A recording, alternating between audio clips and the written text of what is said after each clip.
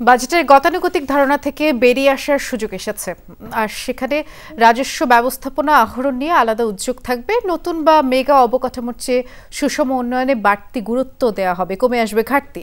নতুন সরকারকে এই সুযোগ নেওয়ার আহ্বান জানিয়েছে সিপিডি। গবেষকরা বলছেন, অর্থনীতির চ্যালেঞ্জ সামলে সহসাই মূল্যস্ফীতি কমানো বেশ কঠিন।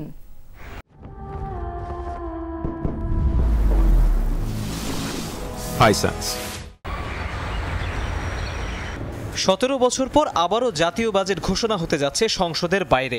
আকার হতে পারে কম বেশি 7.5 লাখ কোটি টাকা, যার মূল অংশ টেলিভিশনের পর্দায় উপস্থাপন করবেন অর্থ উপদেষ্টা। পরে তা অনুমোদন হবে রাষ্ট্রপতির অধ্যাদেশের মাধ্যমে। বলা হচ্ছে 2025-26 অর্থ বছরের বাজেটে বড় চ্যালেঞ্জ হবে মূল্যস্ফীতি। Center for policy dialogue CPD বলছে কাজটা সহজ না। রোববার নতুন বাজেটে নিজেদের পরামর্শ উপস্থাপন করে সংস্থাটি।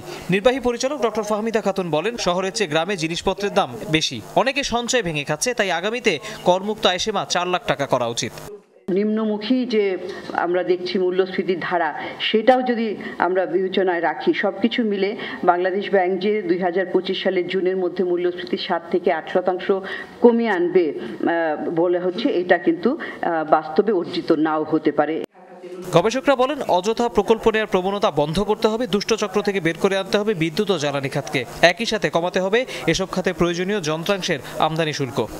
2026 অর্থ বছরের বাজেট সম্ভবত বর্তমান অন্তর্বর্তীকালীন সরকারের জন্য প্রথম এবং একমাত্র বাজেট হবে, এবং স্বল্পমেয়াদী সংশোধনমূলক কিছু পদক্ষেপ নেওয়া দরকার, কিন্তু তার পাশাপাশি মধ্যমেয়াদী সংস্কারের ভিত্তি গড়ে তুলতে হবে, এবং যেটা কিনা পরবর্তীতে সরকার এসে এগুলো এই সংস্কারের ভিত্তিটাকে ধরে আগাতে পারে।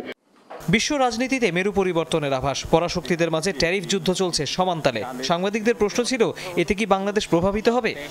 চায়না যে এক্সপোর্টটা করে রেডিমেড গার্মেন্টসে, যেটার উপরে এখন 35%-এর মতো ট্যারিফ বসানো হয়েছে, এটা মূলত হলো রেডিমেড গার্মেন্টসের ম্যানমেড ফাইবার, যেটা নন কটন, আর আমাদের মোটামুটিভাবে পুরোটাই হলো কটন বেসড। সো চায়নার উপরে যেটা নাকি করে, ওই মার্কেটে কিন্তু আমরা কম্পিট করছি না। 2025-26 অর্থ বছরের বাজেট উপস্থাপন করা হবে জুনের প্রথম সপ্তাহে।